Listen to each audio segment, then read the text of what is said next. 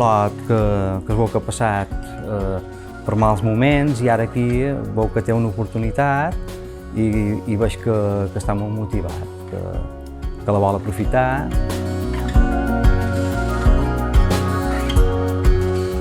Una persona et supera tot el que sa vida li du quan et sent acompanyada, quan veu que hi ha un estaló al costat.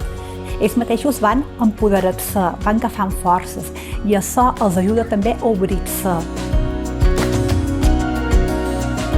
Donem una sortida a unes necessitats que hi ha en el mercat, però després també que aprenguin una sèrie de competències, sigui socials, sigui personals, de puntualitat, de neteja.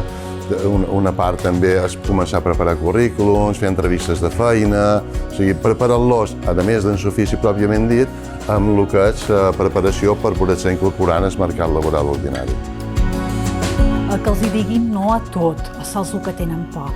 I aquí, a mesura que anem avançant, els han de dir no passa res, mos podem equivocar. Clar que trobarem portes tancades, però hi haurà una finestra oberta, és això.